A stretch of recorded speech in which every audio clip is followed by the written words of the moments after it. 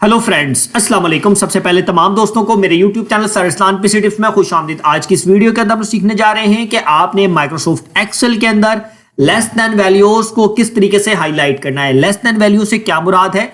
Some time ऐसा होता है कि आप चाहते हैं कि आपके पास कोई मखसूस नंबर है और उससे नीचे वाली जितनी भी वैल्यूज हैं वो किसी ना किसी कलर से हाईलाइट हो जाएं।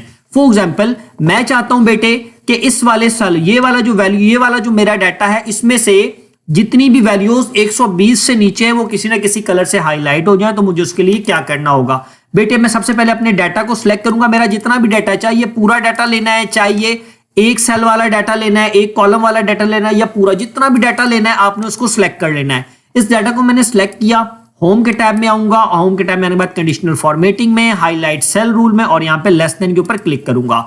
बेटे मैं जैसे ही लेस देन के ऊपर क्लिक करूंगा वो मुझसे पूछेगा कि कौन सा नंबर बताएं जिससे नीचे वाली वैल्यू को मैं हाईलाइट करूं। तो मैं कहता हूं जी मुझे यहां से 120 से नीचे वाले जितने भी नंबर है उसको ये हाईलाइट कर दे, और यहां पर आकर करूंगा ओके। तो बेटे वो देखें 120 से नीचे वाले तमाम वैल्यूज को इसने रेड कलर से हाईलाइट कर दिया।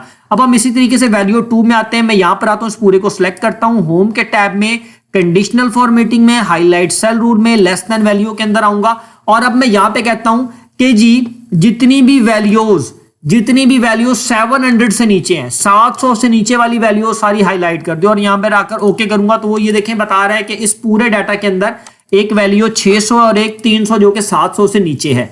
अब हम बेटे इसी तरीके से इस वाले कॉलम में आते हैं। मैं इसको सिलेक्ट करता हूं, कंडीशनल फॉर्मेटिंग में आता हूं, हाईलाइट सेल रूल और less then value. Less than value में मैं यहां पर कहता हूं जी जितनी भी वैल्यूज 2000 से नीचे हैं, 2000 से वैल्यूज जितनी भी नीचे हैं, या फिर मैं लिख लेता हूं जी 3000 से नीचे वाली वैल्यू को ये हाईलाइट। 3000 से वैल्यू वाली को देखें मैंने यहाँ पे सिलेक्ट किया तो उसने ऑलरेडी यहाँ पर हाईलाइट कर चुका है। वो 1000 और 2000 ये दो लफ्ज ऐसे हैं, दो वैल्यूज ऐसी हैं जो कि 3000 से छोटी हैं, तो इसने इनको हाईलाइट कर दिया। अब बेटे यहां से आने के बाद मैं इसको किसी और कलर में, किसी भी और टेक्स्ट के अंदर मैं कर सकता हूं, कलर में जो भी देना। अगर मुझे यहाँ पे कलर नहीं मिल रहा तो मैं कस्टम फॉर्मेट पर आऊंगा और यहाँ पर फिल में मैं कोई भी कलर ले सकता हूं। मिसाल के तौर पर मैं चाहता हूं कि ये मेरे पास आ जाए हल्के ग्रीन कलर में, ये रखा और मैंने उसको ओके किया और ओके कर दूंगा तो वो आप देखेंगे बेटे कि उसने उस सेल वाली वैल्यूज को हाईलाइट कर दिया। अब बेटे मैं इसी तरीके से कंट्रोल Z करके एक बार वापस आता हूं।